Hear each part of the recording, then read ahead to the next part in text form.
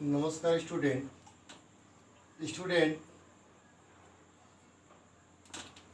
Exercise 1.4 का ये question number 5 है। क्वेश्चन नंबर 5 यहाँ पर आपका इस एक्सरसाइज का क्वेश्चन नंबर 1 जो दिया हुआ है उसमें ये चीज़ें दी गई हैं और आपसे यहाँ पर ये पूछा जा रहा है कि युग्म का सर्वनिष्ठ समुच्चय ज्ञात कीजिए। इससे पहले आपसे पूछा गया था कि इसका जो है सम्मिलन ज्ञात कीजिए। जब सम्मिलन ज्ञात करने की बारी आई तो उसे आप यूनियन से करते थे। अब सर्वनिष्ठ ज्ञात करना आप उसे इंटरसेक्शन साइन से व्यक्त करेंगे। यहाँ पर x और y दिया हुआ है। आप x की वैल्यू लिखें 1 3 5, इंटरसेक्शन y की वैल्यू 1 2 3। अब देखिए इसमें क्या होगा, इसमें जो मैच करता है इस साइन के लिए इन दोनों ब्रैकेट्स में जो मैच करेगा आप उसे लिखेंगे और यहाँ पर मैच क्या कर रहा है, केवल 3 कर रहा है। ठीक है। सेकेंड पार्ट पर है ए एक्स जेड एक प्राकृत संख्या है और 3 का गुणज है। तो 3 का गुणज क्या हो जाएगा, 3 1 जा 3, 2 जा 6, 3 3 जा 9, 3 4 जा 12, सो ऑन। और बी एक्स जेड एक्स संख्या 6 से कम एक प्राकृत संख्या है। तो 1 2 3 4 5 ये प्राकृत संख्या जो 6 से कम है। तब आप यहाँ लिखेंगे A intersection B is equal to 3 6 9 intersection 1 2 3 4 5। अब देखिए क्या मैच हो रहा है, यहाँ पर केवल 3 मैच हो रहा है। तब आप यहाँ पर केवल और केवल 3 लिखेंगे। यहाँ पर ए और बी दिया है।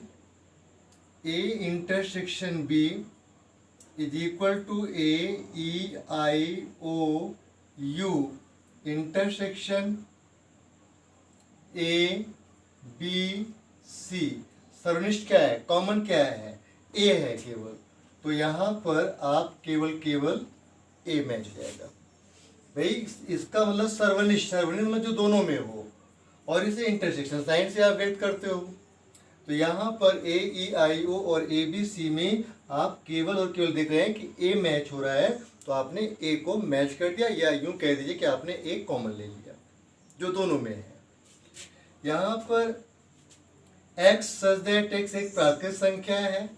x एक जो है वो x से छोटा है और जो 6 है वो तो या तो x के बराबर है या तो x से कम है। तो साइन क्या होगा, नंबर क्या है 2 3 4 5 6 के बराबर। x सच दैट एक प्राकृत संख्या है 6 और x 10 7 8 9 मतलब x 10 से कम होगा तो आप 9 तक लिखेंगे और यहाँ पर ये 6 से स्टार्ट हो रहा है तो 6 छोड़ दिया जाएगा। यहाँ पर आप लिखेंगे a intersection b 2 3 4 5 6 intersection 7 8 9। Match कराइए, देखिए क्या मैच होता है। ना तो 7 मैच हो रहा है, ना 8 मैच हो रहा है, ना 9 मैच हो रहा है। जहाँ कुछ न मैच हो वहाँ पर नल सेट, इसे आप 5 से रिप्रेजेंट करते हो। यहाँ पर 1 2 3 है, ए इज इक्वल टू 1 2 3।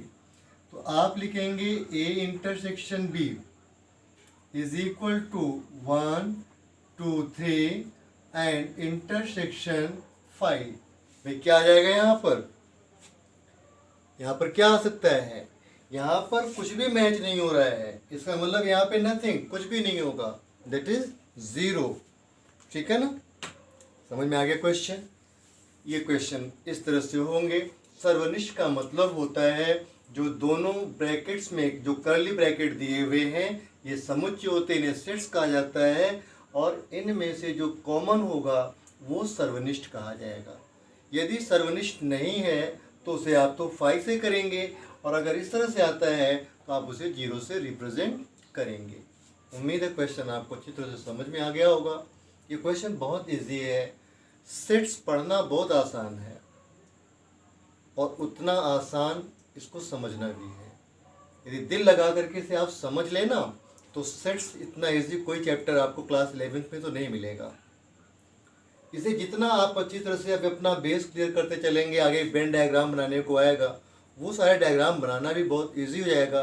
लेकिन यदि आप 1.1, 1.2, 1.3, 1.4, 1.5 अच्छी तरह से समझ जाएंगे तो उम्मीद है क्वेश्चन आपको अच्छे से समझ आएगा। अपने फ्रेंड्स को अधिक से अधिक शेयर कीजिए, चैनल को सब्सक्राइब कीजिए। Thanks to watch.